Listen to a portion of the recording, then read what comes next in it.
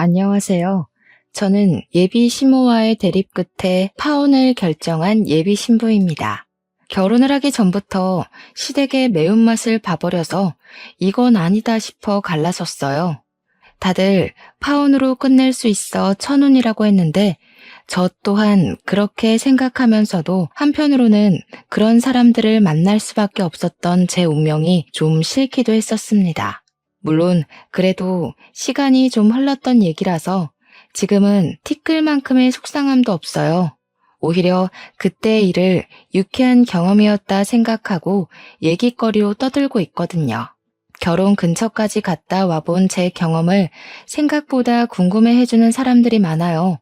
특히 주변의 여자 동료들이 제 이야기를 그렇게 흥미있어 하고 있답니다. 사연 사이트를 알게 된 것도 동료 중 한 명이 제 이야기 같은 사연자들 많다고 소개를 해줘서 찾게 되었어요. 그래서 몇 개 둘러봤는데 진짜로 저 같은 예비 신부들이 많더라고요. 상대적으로 제 사연이 싱겁게 느껴지는 이야기들도 있어서 좀 놀랐습니다. 같은 고민을 했다는 동질감에 위안을 받는 것 같으면서도 한편으로는 그만큼 사연자들을 괴롭힌 나쁜 사람들이 많다는 것에 속상하기도 했어요. 왜 그렇게 사람을 못 구워 삶아서 안달일까요? 제게 찾아온 나쁜 사람은 어떤 유형이었는지 지금부터 한번 떠벌려 보도록 하겠습니다. 재밌게 들어주세요. 저랑 예비 신랑은 결혼을 전제로 만나고 있던 사이였어요. 예비 신랑은 저와 9살 차이가 나는 사람이었는데요. 대학생과 조교 사이로 시작된 저희 관계는 제가 대학을 졸업하고도 계속 이어졌습니다. 다 예비 신랑의 적극적인 노력 덕분이었어요. 예비 신랑이 제 졸업식 때 프로포즈를 해줬거든요. 프로포즈 때문에 저희 관계가 더욱 돈독해진 건 맞지만 일단 저는 그 청혼에 대해 고민이 많았습니다. 결혼에 대해 잘 몰랐던 저는 그 청혼을 받아들이긴 했지만 급하게 결혼하고 싶지 않다고 예비 신랑한테 의사 표현을 확실히 했었어요. 제가 결혼을 고민했던 건 저희 집이 그리 막 넉넉한 것도 아니었고 예비 신랑 집도 넉넉한 게 아니었기에 서로 경제 활동에 좀 더 집중하고 나서 돈을 좀 모은 뒤에야 안정적인 여건으로 결혼을 하고 싶었기 때문입니다. 정말 준비된 게 아무것도 없었거든요. 제 의견에 예비 신랑이 좀 서운해하는 기색이 있었지만 제 뜻을 흔쾌히 따라주었어요. 저를 기특하게 봐주기도 했습니다. 예비 신랑의 지지하에 저는 대기업을 목표로 취업 준비를 했어요. 예비 신랑은 제게 손수 간식이랑 도시락까지 사주면서 외조를 해주었습니다. 그땐 행복했어요. 취업을 준비하면 심적으로 많이 피폐해진다는데 저는 예비 신랑 덕분에 의욕이 넘쳐났거든요. 그렇게 잘 지내던 저희 사이에도 한 번의 방지턱이 찾아왔었는데요. 원래 취업 준비 제대로 하려면 기본적으로 기간이 1년, 2년 정도는 걸리는데 취업 준비 기간이 자꾸 길어지니까 예비 신랑이 외조하는 게 지쳤는지 한날 제게 갑자기 속상한 소리를 하더라고요. 설마 나랑 결혼하기 싫어서 일부러 미루는 건 아니지? 이번까지 넘어가면 벌써 3년째야. 계속 이렇게 시간만 보내다가 나 40살 되겠어. 결혼은 30대에 하고 싶단 말이야. 우리 아빠가 결혼 엄청 기다리기도 하고 만약 나랑 결혼하기 싫은 거라면 그냥 솔직하게 말해줘. 뭐? 무슨 그런 말을 해. 나도 얼른 취업해서 빨리 돈 벌고 싶어. 결혼 자금 모아서 빨리 결혼하고 싶은데 취업이 생각하는 만큼 잘 안 되는 걸 어떡해. 나 진짜 서운하다. 오빠는 내가 일부러 결혼 미룰 사람처럼 보였어? 불안해서 그러지. 나한텐 너밖에 없는데 네가 결혼을 안 해주면 난 더 시간이 없단 말이야. 혹시라도 네가 질린다고 나 떠날까 봐서. 아빠 요즘 몸도 안 좋은데 내가 결혼하는 거 보는 게 소원이라고 했거든. 예비 신랑은 이런 식으로 결혼을 못하게 될까 봐 불안감을 표출했던 적이 한두 번이 아닙니다. 저를 놓칠까 봐 불안하다고 하는데 제가 신뢰를 안 주는 사람도 아니거든요. 한눈 판 적 절대 없고 회식이 아니고선 사적인 술자리도 가진 적이 없어요. 회식도 예비 신랑한테 꼬박 알려주고 최대한 1차만 참석하고 빠져나왔습니다. 저는 휴대폰 잠금도 안 해요. 예비 신랑이 한 번씩 제 폰을 볼 때도 저는 찔릴 게 없으니까 선뜻 내버려 두기도 했습니다. 예비 신랑이 다른 부분에선 저를 믿어주는 것 같은데 유독 제 취업은 참 못 기다리더라고요. 물론 예비 시부가 몸이 안 좋아서 결혼을 빨리 하고 싶단 말을 하긴 했었어요. 근데 저는 결혼을 그런 식으로 준비도 없이 얼렁뚱땅 저지르고 싶진 않았습니다. 제가 취업하고 돈을 모으면 결혼한다고 했더니 예비 신랑이 그때부터 저보다 제 취업에 더 심혈을 기울이더라고요. 한참 사랑이 불타오를 때는 예비 신랑이 어떤 사람인지 알 겨를도 없이 좋기만 했거든요. 그러나 서로에게 익숙해지고 당연해지고 나서부터는 예비 신랑을 만나면 만날수록 불안한 게 참 많은 사람이구나라는 걸 느끼긴 했어요. 그리고 생각보다 현실적이고 부정적인 의사 표현도 많이 한다는 걸 점점 알게 되었습니다. 저보다 9살이나 많은 사람이다 보니까 저한테 알려주고 싶은 것도 많아 보였어요. 다들 이런 걸 꼰대라고 하더군요. 하지만 저는 이런 점까지 예비 신랑에게 고맙기만 했고 예비 신랑이 저를 사랑하는 마음만큼은 갈수록 적극적이고 솔직해서 예비 신랑의 단점 부분도 이해하려고 많이 노력했습니다. 그런데 취업 문제는 어쩔 수 없이 예민할 수밖에 없는 영역인데 예비 신랑이 자꾸 옆에서 한 소리씩 넣어주니까 그건 좀 스트레스로 오더라고요. 그래도 다 날 위해서 조언해주는 거라 생각해서 제가 필요한 잔소리만 걸러서 들었어요. 제 입장에서는 예비 신랑이 스트레스지만 예비 신랑 입장에서는 결혼을 늦추는 제가 골칫거리 아니겠습니까? 우리가 고작 이런 문제로 헤어질 만큼 얕은 사이도 아니고 그저 둘 다 예민한 시기이기 때문에 잠깐 권태기가 올랑말랑 하는 거라 생각했어요. 최대한 자비를 갖고 하루하루 지냈습니다. 그러던 어느 날 예비 신랑에게 고비가 닥쳐왔는데요. 예비 시부가 돌아가시면서 예비 신랑뿐만 아니라 예비 시댁 자체가 정말 많이 힘들었습니다. 특히나 제 마음을 좀 불편하게 만들었던 부분은 예비 신랑이 예비 시부가 살아계실 때 결혼하는 모습 보여주고 싶어 했다고 했잖아요. 제 고집 때문에 예비 신랑이 다시는 그 꿈을 이루지 못하게 되어서 제가 혼자 얼마나 죄책감을 느꼈는지 모릅니다. 그래서 더 예비 시부 영정사진 앞에서 고개를 들지 못했어요. 훨씬 더 번듯하고 자리 잡은 며느리감으로 당당하게 인사를 드리려고 했지 절대 이런 식으로 첫인사를 드리려던 게 아니었거든요. 그날은 예비 신랑을 감히 위로하지도 못하고 옆에 묵묵히 있어주기만 했습니다. 그리고 예비 시부 장례식에 갔으니 당연히 준비 없이 예비 시모까지 만날 수밖에 없었는데요. 저랑 예비 신랑이 아무것도 결정한 게 없어서 그렇지 결혼을 전제로 만나고 있긴 했으니까 인사를 정중하게 드려야 될 것 같았어요. 예비 시모에게 저를 소개하고 싶다는 예비 신랑의 말을 듣고 망설이지 않았습니다. 예비 시모마저 놓친다면 제가 예비 신랑 앞에서 더욱더 면목이 없을 것 같았으니까요. 예비 시모 첫인상은 좀 퉁퉁한 편에 웃음이라고는 없을 것 같은 어두운 상이었습니다. 예비 신랑이 저를 인사시켜주는데 경황이 없어 그런지 예비 시모가 정말 딱 제 인사만 받고 다른 사람들만 신경을 쓰더라고요. 이 부분은 경황이 없는 게 맞으니까 당연히 제가 이해를 한 부분이었습니다. 저는 최대한 피해되지 않는 선에서 장례를 돕고 예비 신랑의 상실감을 옆에서 다독여 주었죠. 제가 결혼을 미뤘다는 건 예비 시댁에서도 알고 있는 사실이었을 겁니다. 예비 신랑이 결혼하고 싶은 사람 생겼다고 언질은 해놨다는 걸 제게 말해준 적이 있었거든요. 그 때문에 예비 시부가 저를 빨리 보고 싶어 하기도 했었어요. 그런데 제가 그 이상의 확실한 행동을 안 보여주니까 예비 시모도 저한테 서운한 점이 있었을 수 있겠다 생각했습니다. 그냥 그땐 예비 시모가 제게 너무 냉담해서 그런 별 생각이 다 들더라고요. 시집도 안 갔는데 벌써 시집살이를 당하는 기분이었달까? 안 좋게 시작해서 좋을 것 없을 테니 빈소에 있는 동안만이라도 저는 나름 잘 보이고자 노력을 했습니다. 그리고 저와 예비 신랑의 관계가 서서히 변하기 시작했던 건 그날 이후부터였어요. 예비 시부가 돌아가시고 홀로 있는 예비 시모가 걱정됐던 예비 신랑이 저와의 약속을 점차 줄이려는 게 눈에 보이더라고요. 물론 항상 저한테 양해는 구했습니다. 미안해. 아직은 엄마 혼자 못 둬서 오늘도 못 만날 것 같다. 네가 이해 좀 해줘.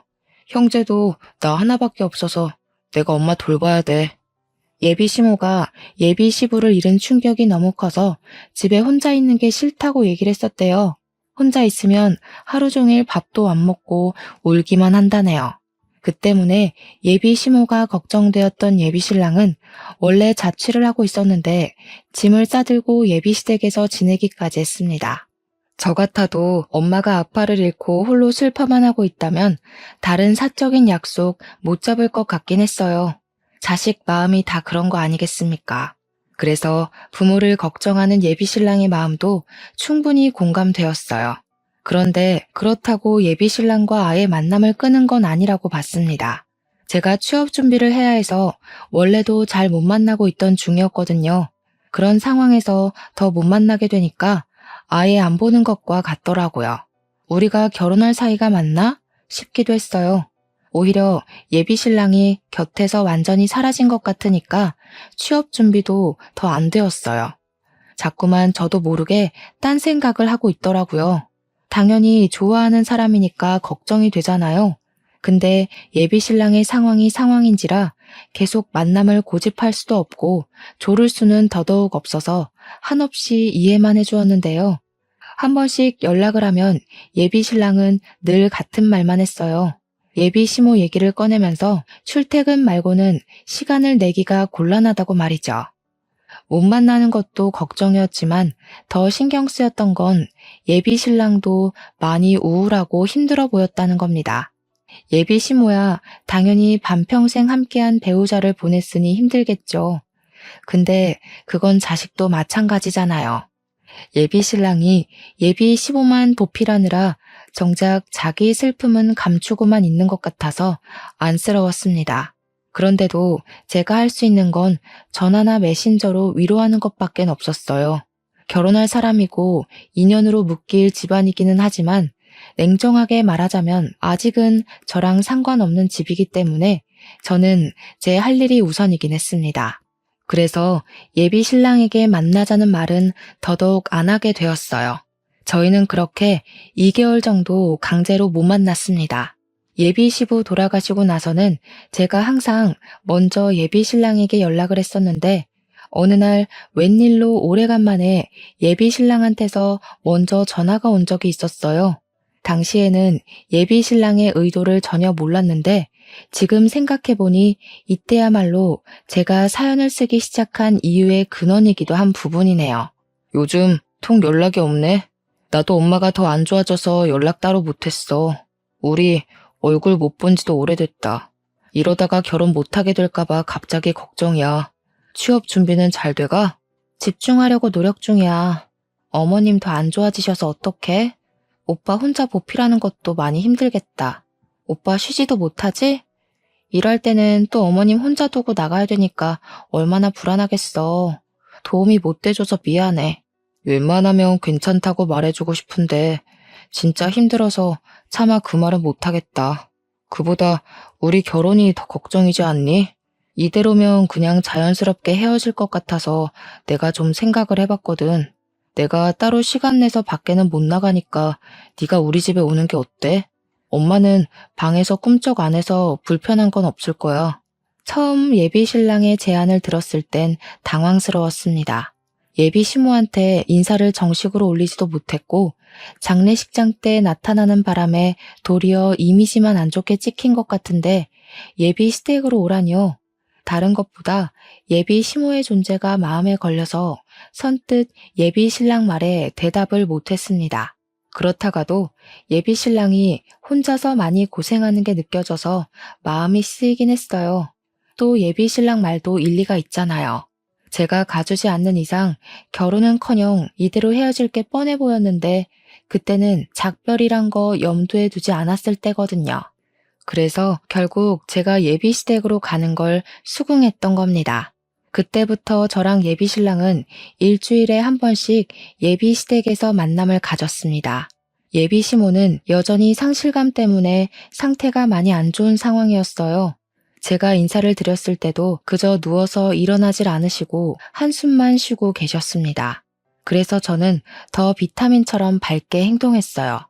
첫 단추를 잘못 끼우긴 했지만 다시 올바르게 맞춰 끼울 수 있을 거라고 믿었습니다. 미련하게 왜 그랬냐고 눈초리를 받을 수 있다고 생각해요. 하지만 그때는 제가 그만큼 예비 신랑을 좋아했었습니다. 저는 예비 시모의 마음을 사기 위해서 일주일에 한 번씩 방문할 때마다 사력을 다했어요. 제 의지로 손수 요리도 하고 청소도 해주면서 예비 시모의 살림 걱정이라도 덜어주려고 했습니다. 예비 신랑 또한 저를 도와 같이 청소하고 빨래도 하면서 집안의 온기를 되살리기 위해 노력했어요. 그렇게 두세 달이 지날 때였어요. 제 덕분에 시간이 갈수록 예비 시모와 예비 신랑은 활기를 되찾았습니다. 예비 시모도 방에서 나와 집안을 활보하기 시작했고 예비 신랑도 말수랑 웃음이 많아졌어요. 제가 바랬던 모습이 바로 이런 모습이었기 때문에 제 입장에서는 그 둘의 변화를 기뻐해야 마땅한 일이었는데요. 하지만 막상 그 둘만 신경 쓰느라 저를 돌아보지 못했다는 걸 망각했어요. 생기를 찾은 예비 시모와 예비 신랑과는 반대로 저는 기력이 점점 쇠해갔다고 해야 될까요? 왜 그런 느낌 있잖아요. 기운에 빨리면 컨디션이 급격하게 고갈되는 느낌이야. 어찌 보면 당연한 증상일 수도 있어요. 저는 예비 시댁에 가서 그들의 기분을 띄워주려고 온갖 기운을 다 쏟았고 집안 살림까지 봉사를 자처했으니까요. 근데 말씀드렸던 대로 저는 제가 좋아서 했을 뿐이었어요. 그래서 둘을 원망했던 적은 없습니다. 근데 문제는 다른 부분에 있었어요. 둘이 기운 없어서 다 죽어 있을 때는 저절로 돕고 싶은 마음이 가득했는데 두 사람이 살아났을 땐 굳이 제가 더 도울 필요가 없다고 생각했거든요. 그러나 둘이 기운 차릴수록 저의 봉사 정신을 당연하게 받아들이기 시작했다는 거예요. 특히 예비 시모 태도가 그러했습니다. 도와줘서 고생했다, 고맙다 이런 말은 바라지도 않았어요. 그런 걸 바라고 도와드리는 건 아니었으니까요. 근데 그렇다고 저를 호구로 보라고 한 짓들은 아니었거든요. 저는 아직 시모의 며느리가 아니잖아요. 저만의 기준이 있어서 딱 그만큼만 예비 시댁에 도움이 되려고 했던 건데 당황스럽게도 예비 시모가 저를 보는 눈빛에 이미 며느리를 대하는 감정이 담겨 있는 것 같았어요. 처음엔 예비 시모가 저한테 당연하게 바라는 태도를 믿을 수가 없어서 긴가민가 했거든요. 근데 제가 예비 시댁 갈 때마다 그런 기분을 느꼈다면 제 촉이 맞는 거 아니겠습니까? 둘이 활력을 찾고 나서부터는 예비 시댁 가는 걸음이 무거워졌고 나중에는 끝내 가기 싫은 마음까지 생겼을 때 저는 예비 신랑에게 결혼 전까진 오늘이 시댁 방문 마지막일 거라고 말하려 했어요. 물론 그날 신경을 기울여 예비 시모 태도를 한 번 더 주의 깊게 보려고도 마음먹었죠. 지난번에 구석구석 먼지가 그대로더라. 오늘은 안쪽 방까지 신경 써서 닦아놔라. 그리고 집에서 원래 그렇게 간을 짜게 하니? 젊은 사람들이야 젊은 몸 믿고 멀쩡할지 모르겠는데 우리같이 나이 든 사람들은 하루하루가 달라. 우리 아들도 이제 곧 40이라서 그리 짜게 먹으면 안 된다. 앞으로 나한테 하나하나 검사받아서 상에 올리도록 해라. 예비시댁 집 평수가 38평은 된다고 들었습니다. 그동안 바닥을 닦아준 건 맞지만 그건 예비 시모가 시름시름 앓아서 못 일어나고 있을 때였어요. 예비 시모는 훨씬 어린 우리 엄마보다도 건강해 보였는데 그런 사람이 저한테 당연하게 걸레를 던져주니까 좀 기가 막혔습니다. 그리고 기껏 음식해서 바쳤더니 사람 정성은 모른 채 하며 요리 못한다고 트집 잡는 것도 기분이 나빴어요. 예비 시모의 행동이 잘못되었다는 걸 그 순간에 확신했던 저는 예비 시댁 방문을 마지막으로 하는 게 아니라 이 결혼 자체를 그날로써 종결지어야겠다고 결심을 해버렸습니다. 그런 와중에 예비 신랑은 제 결심에 쐐기라도 박듯 얄미운 소리를 했는데 아주 가관이더군요. 시어머니 될 사람한테 잘 보이는 거라고 생각해. 미리 며느리 연습해두면 좋잖아. 나는 어른한테 잘하는 여자가 좋더라. 내가 사랑하는 여자가 어른한테 잘하면 더 사랑스럽고 어떻게 나한테 이런 천사 같은 여자친구가 왔는지 몰라. 그동안 자기를 가만히 보면서 우리 집에 꼭 필요한 사람이라고 느꼈어. 예비 신랑이 저더러 자기 엄마한테 잘하라고 살살 구슬리는데 제가 예민한 상황에서 그런 소리를 들으니까 이 사람의 의도가 확대 해석이 되더라고요. 그동안은 예비 신랑이 좋아서 그저 맞춰주고 싶기만 했다면 그 뒤부터는 그저 자기 사용만 챙기려는 이기적인 사람으로 보였어요. 저는 신부 수업을 받으러 예비 시댁을 다녔던 게 아닙니다. 예비 신랑을 위로하고 싶었고 예비 신부가 될 사람으로서 배우자가 보고 싶었을 뿐이었고 예비 시모가 울적하게 괴로워하는 것이 속상해서 힘이 되어주고 싶었던 거라고요. 그런 저의 호의는 결코 노동이 아니었다는데 제 진심이 그들에게 잘못 전달이 된 것 같았습니다. 아니면 그들이 원래 남의 호의를 권리로 생각하는 못된 사람들이었겠죠. 어쨌든 제 입장에선 이런 관계는 건강하지 못하다고 봤어요. 분명히 말하지만 저는 도움 준 사람에게 호구라고 욕하면 안 된다고 봅니다. 명백히 잘못한 건 남의 호의를 쉽게 보는 상대방의 저급한 마인드인 거예요. 그래서 저는 호의 하나 구분 못하고 사람을 막 대하는 인간들과는 인연을 만들지 않기로 마음먹은 겁니다. 저는 예비 시모에게 받은 걸레를 바닥에 툭 던졌습니다. 그리고 손을 씻고 나와서 겉옷을 챙겼어요. 그리곤 제 행동을 알 수 없는 눈으로 보고 있는 예비 시모에게 똑똑히 말씀드렸어요. 어머니, 저 이 집 며느리로 들어온 거 아니고 오빠 여자친구로 놀러 온 거예요. 그동안 어머니랑 오빠가 기운 없어 보여서 베풀어 준 거지 이 집에 잡일하러 들락거린 거 아닙니다. 집안일 원래 다 어머니 일이잖아요. 보니까 두 손 두 발 멀쩡하시고 남일 간섭하는 것 보니 정신 상태도 멀쩡하신 것 같은데 제 일 아닌 걸 제가 계속할 순 없죠. 뭐야? 제 말하는 것 좀 봐라. 뭐가 어쩌고 어째? 어차피 우리 아들이랑 결혼할 거라면서 시엠이 될 사람한테 벌써부터 대들기나 하고 나중에 할 일 지금 연습하는 건데 이런 것도 못 견뎌서 어디 우리 아들 모실 그릇이나 되겠니? 모셔요? 저는 오빠랑 결혼을 하려고 한 거지 종살이 하려고 만난 거 아닌데요. 오빠는 아내가 아니라 집사가 필요한 거였어요? 그렇다면 더 이 결혼 안 해야겠네요. 이렇게 개고생해서 연습해봤자 뭘 얻는데요. 어머님이랑 저 남자요? 노동에 대한 대가가 겨우 그 정도라면 제가 이런 무모한 짓을 할 필요가 없죠. 그냥 결혼 포기할게요. 저 건방진 애를 봤나? 지질이 일도 못하는 거 몇 날 며칠을 받아주면서 넘어갔더니 뭐라고? 취직도 못하는 백수 주제에 뭘 믿고 목소리를 높여? 너 같은 게 우리 아들처럼 수준 높은 남자를 만날 수 있을 것 같아? 아무짝에 쓸모가 없으면 집안일이라도 잘할 줄 알아야지. 쪽팔려서 누가 백수를 며느리로 받아주겠어? 역시 예비 시모는 저를 이미 며느리로 보고 있었던 것 같았어요. 저 방금 예비 시모 말에 잠깐 반항을 했을 뿐인데 어마무시한 질타를 받지 않았습니까? 그걸 보자마자 제가 이 집에 시집을 와서 어떻게 지내게 될지가 불보듯 뻔하더라고요. 한시라도 빨리 그 집을 벗어나기 위해서 저는 말싸움을 포기하고 그냥 예비 시모를 무시해버렸습니다. 그러니까 제게 사태질을 하면서 요양한 년이라고 욕을 하던 시모가 숨을 헐떡거리는 척 연기를 하더군요. 저는 신경 쓰지 않았어요. 예비 신랑 앞에서는 예비 시모가 한 번씩 저렇게 약한 척 하는 걸 알고 있었거든요. 그때 예비 신랑이 제 앞을 막았는데요. 역시나 예비 시모한테 눈이 멀어있던 예비 신랑은 저의 잘못밖에 보이지 않았나 봅니다.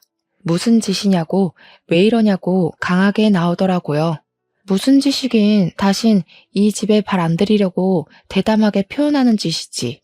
막상 오빠랑 결혼놀이 비슷한 걸 해보니까 이 집에 들어왔다간 나만 산송장 될 것 같아서 결혼 안 하려고. 미리 체험해보길 잘했다. 몰랐으면 감정은 상할 대로 상하고 이혼녀 되고 죽을 때까지 아픈 손가락으로 남았을 텐데. 무슨 소리라는 거야? 지금 우리 엄마 때문에 산송장 될 것 같다고 하소연하는 거냐? 우리 엄마, 아빠 보낸 지 겨우 3달 됐어. 사지 멀쩡하다고 정신까지 멀쩡하겠어? 어떻게 아픈 사람을 이런 식으로 대할 수가 있어? 이럴 거면 처음부터 간병하겠다고 돕지를 말던가. 오빠도 알고 있네. 난 이 집에 당연한 사람이 아니라 그저 도움을 준 사람이라는 거. 그냥 오빠랑 계속 안 보다가 헤어졌어야 했어. 대체 오빠한테 멀쩡한 사람 기준은 뭐야? 대체 어떻게 정신이 나가면 며느리도 아니고 아무런 상관도 없는 나한테 뻔뻔스럽게 노동을 강요해? 오빠는 내가 오빠 엄마 손에 하인처럼 굴려지길 바랬어? 결혼을 하려면 나도 좋고 오빠도 좋아야지. 이건 오빠만 좋은 짓이잖아. 취업 준비로도 안 생기던 다크서클이 예비 시댁을 들락거리면서 생겼다고 예비 신랑한테 얼굴을 들이밀며 보여줬더니 예비 신랑이 당황해서 한 발자국 물러나더군요.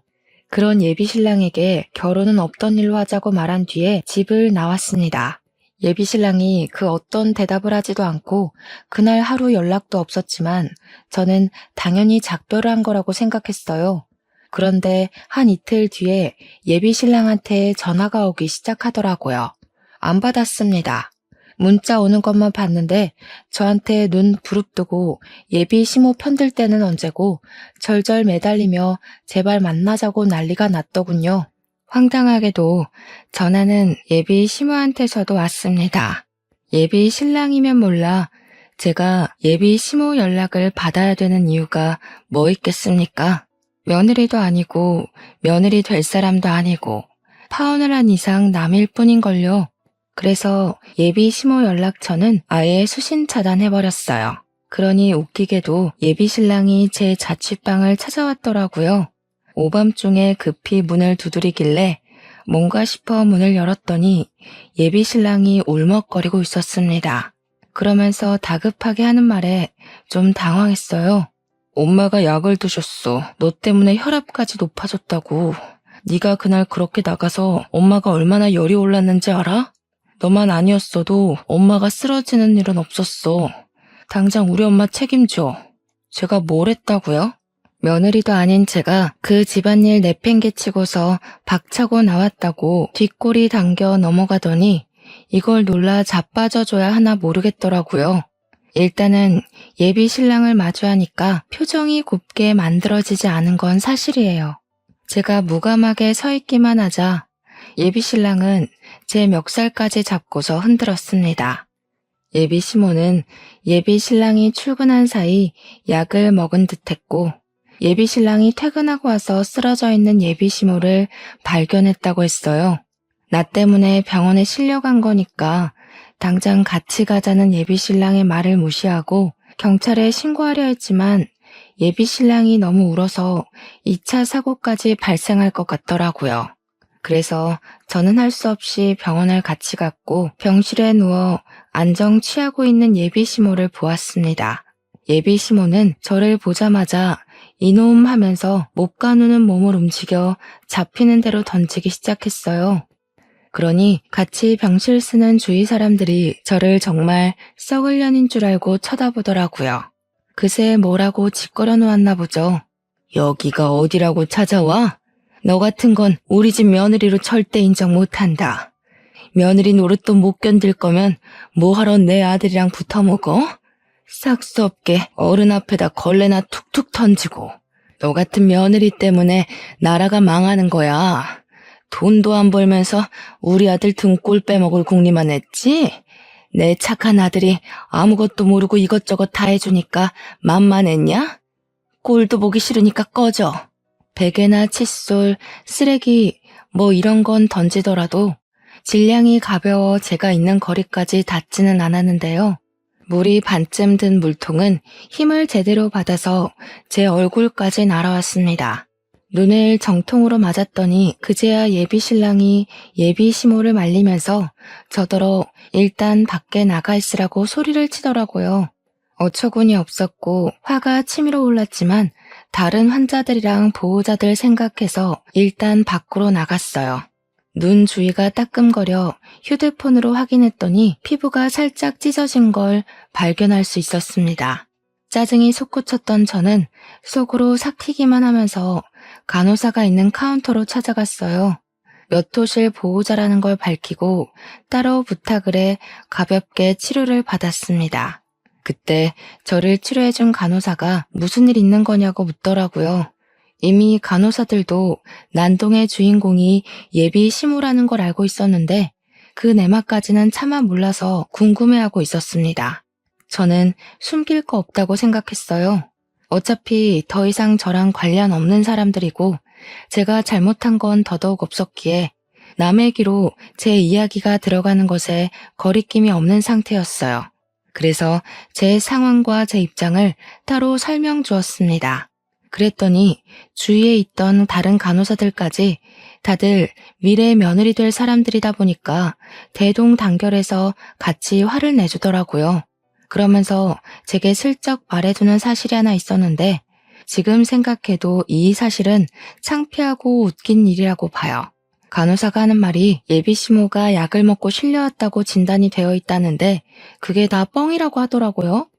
약 먹고 의식을 잃은 환자들은 특히나 시간이 더 금이고 위세척만 하면 살릴 수 있기 때문에 병원에서 난리가 났었다는데요. 정작 수술을 진행하러 들어갔더니 예비 시모 위가 너무 깨끗한 데다가 맥박은 물론 혈압까지 정상 수치라서 김이 팍 샜었다고 합니다. 수면 마취만 하고 잠만 자고 일어난 거래요. 의사가 예비 시모더러 그만 퇴원해도 된다고 했는데 예비 시모가 계속 약 먹고 정신 잃었었다고 끝도 없이 고집 부려서 병실에 있는 거라고 했습니다.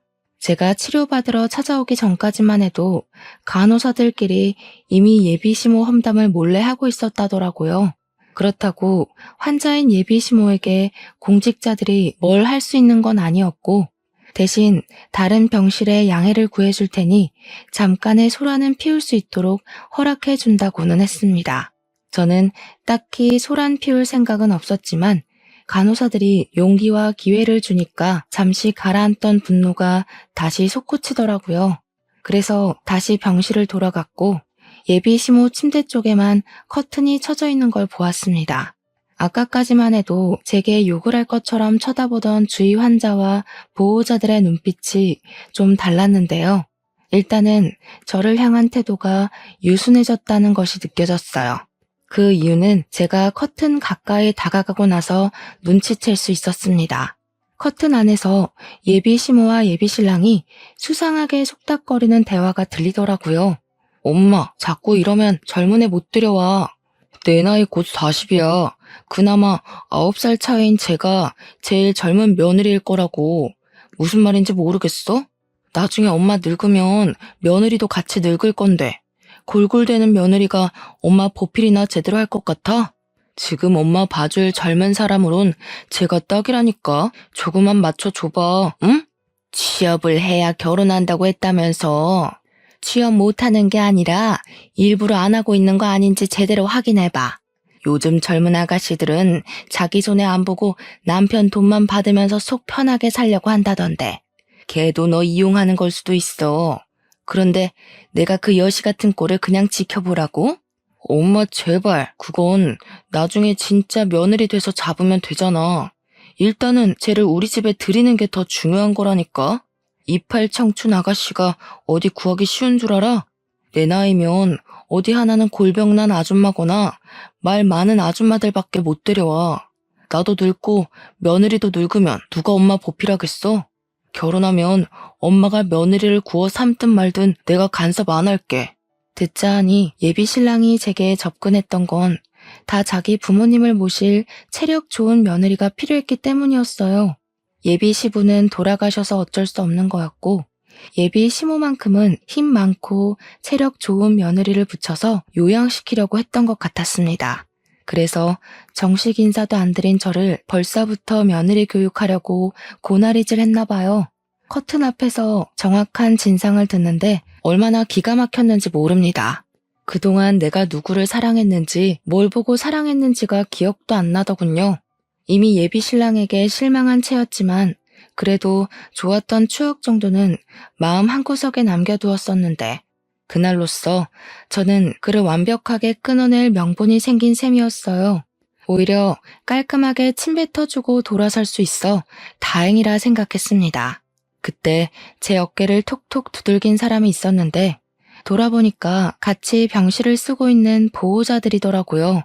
다들 누군가의 시어머니 뻘 되는 연세들이었지만 한편으론 누군가의 며느리이기도 했던 아줌마들은 시모 입장보단 며느리 입장을 더 공감해주는 것 같았어요. 제게 물통을 하나씩 건네준 이유도 본인들이 며느리로 지내면서 받았던 서름을 그렇게 표현하는 것 같았습니다. 그러면서 그분들 하는 말이 결혼하기도 전에 빵점인 저런 시댁은 거들떠도 보면 안 된다고 냉수 먹고 속 차리게 찬물을 시원하게 뿌려주라 독려하더군요.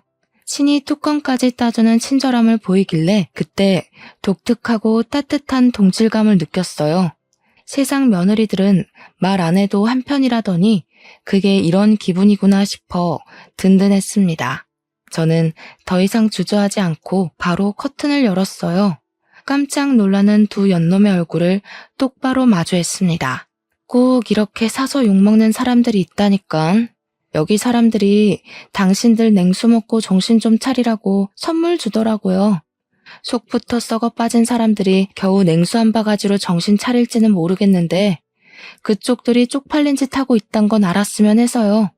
저는 그대로 생수 하나랑 토마토 주스 하나를 나란히 들고 예비 시모 얼굴에 쳐 뿌려줬습니다. 그리고 제게 대들려는 예비 신랑 얼굴에 그 페트병 2개를 연달아 던져버렸어요. 페트병이 예비 신랑 치아에 부딪혀 튕겨나가더군요. 입을 감싸막던 예비 신랑이 저를 죽일 듯 노렸습니다. 그 와중에 예비 시모는 손을 벌벌 떨면서 비명을 막 지르더라고요. 나 그쪽 집안에 기어들어갈 생각 추호도 없거든요. 김칫국 좀 그만 마셔요.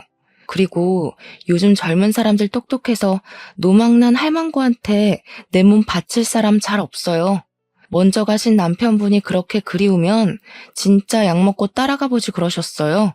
약 먹은 척 쇼해서 진짜 아픈 분들은 들어오지도 못하게 자리 차지하지 마시고요. 약 먹고 쇼하는 거라는 사실이 밝히니 병실안은 이제 대놓고 예비 시모와 예비 신랑을 향해 쌍심지를 켜기 시작했어요. 아깐 잘 몰라서 저를 보는 눈이 많이 사나웠는데 이젠 그 눈들이 제 뒤를 든든하게 살려주고 있었습니다.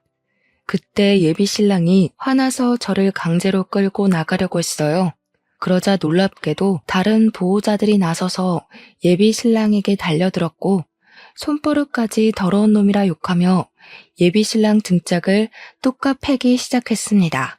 저를 당장 예비 신랑 소나기에서 떨어뜨려 주셨어요.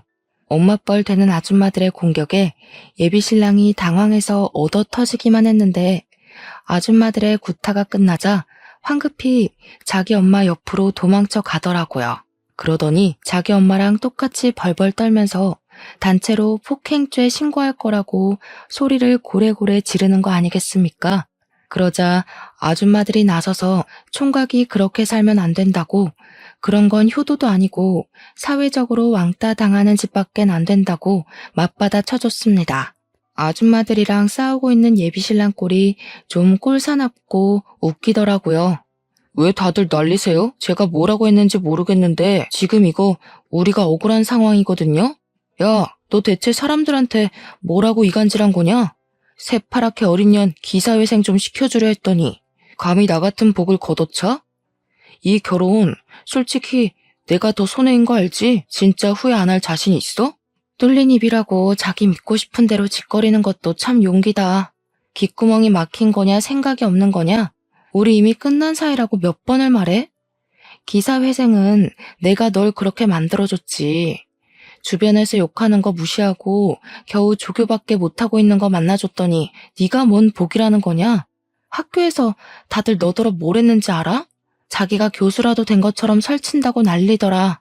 뭐? 이게 어디서 구라야? 그리고 조교라도 나 교수 인맥 장난 아니거든? 내가 교수님들한테 부탁하면 당장 1,000만 원도 빌릴 수 있어. 네가 백날 취업 준비하고 사회생활을 빙빙 돌아봐라. 나처럼 이런 황금 인맥 만들 수 있을 거라 생각해? 몰랐구나. 아는 후배가 말해주더라. 교수님들이 오빠 일손 느리다고 빠릿빠릿하고 새파랗게 젊은 사람한테 일 이임할 거래. 어떡하냐? 이제 나이도 많아서 새 직장 구하는 것도 딸릴 텐데. 할망구 보살필 사람 필요하면 이참에 요양보호사 자격증 따서 직접 네 엄마 모셔봐. 혹시라도 며느리를 원하는 거면 그냥 죽었다 다시 태어나는 게 나을걸? 예비신랑은 조교 자리가 바뀔 거라는 제 말에 충격을 받아 그때부터 입만 벌리고 있었습니다. 그 옆에서 예비시모가 대신에 제게 쌍욕을 날리고 있었는데요.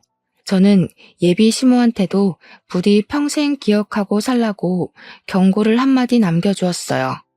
아들이 못나서 며느리를 못 보는 게 아니라 그쪽이 지지리도 궁상이라서 며느리 얻을 팔자가 없는 거란 걸 꼭 아셨으면 좋겠어요.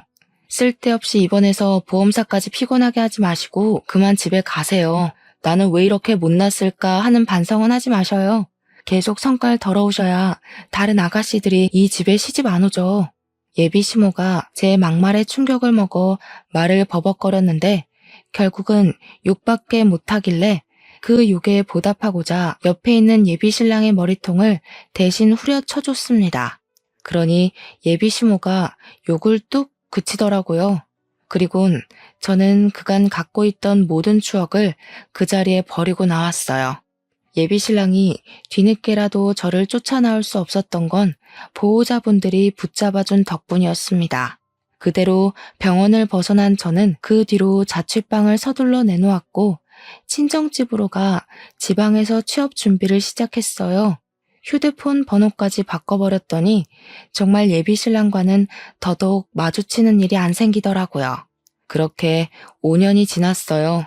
지금까지도 저는 예비신랑과 예비시모를 코빼기도 본 적이 없습니다. 지방에서 일을 하고 있지만 한 번씩 서울에 가는데도 두 사람을 마주친 적은 없었어요. 그래서 어떻게 살고 있는지는 모릅니다. 그러나 분명한 건 저를 만났던 순간보다 잘 살고 있진 않을 거예요. 원래 못된 사람들은 나이 들수록 더 욕심과 고집이 강해지는 법이거든요. 그런 사람들의 결말은 하나같이 망조라고 봐요. 아마 그들은 앞으로도 계속 찾아오는 기회나 행운을 스스로 뻥 차버리다가 생을 끝내게 될 거라고 생각합니다. 그래서 지금은 과거의 그날이 그저 하나의 인생 경험으로만 남아있어요. 그 일 때문에 결혼에 실패하긴 했지만 그건 상대방의 문제였지 제가 결혼이 싫었던 건 아니었거든요. 때문에 저 지금 결혼 준비 중입니다. 과거와 달리 저를 진심으로 존중해주는 남자와 그런 시댁을 만나서 행복하게 준비를 하고 있어요. 사람이 상대방에게 진정으로 존중을 받아보니까 과거에 그런 싹수 없는 집안에 안 갔길 천만 다행이라는 생각이 들더라고요. 결혼 준비에 한창인 지금 갑자기 실패했던 과거 경험이 떠올라서 이렇게 사연을 써보았어요. 이번에 만난 예비신랑 덕분에 저는 결혼이라고 다 불행한 거 아니고 시댁이라고 다 스트레스의 근원은 아니라는 걸 제대로 깨달았습니다. 이번엔 저도 직장이 있고 모은 돈이 있으니까 결혼 준비까지 완벽하게 마련되어서 마음이 편해요. 그래서 역시 결혼 상대로 누구를 만나느냐도 중요하지만 나만의 정년기를 맞춰서 결혼하는 것도 중요하다는 걸 알았어요. 준비가 된 저에게 찾아와준 새 예비신랑과 앞으로 인생을 알차게 살아가 보려고 합니다. 제 앞길에 축복도 받을 겸 이렇게 사연을 올려보았네요. 제 사연도 언젠가 소개가 되겠죠? 수다 떨기 좋아하는 제가 얼굴 모르는 사람들과 소통이 될 생각을 하니 벌써부터 기대가 됩니다. 아무쪼록 모두들 하는 일마다 성공길로 한 발짝씩 나아가길 바라면서 저는 이만 인사드릴게요. 긴 사연 들어주셔서 감사합니다.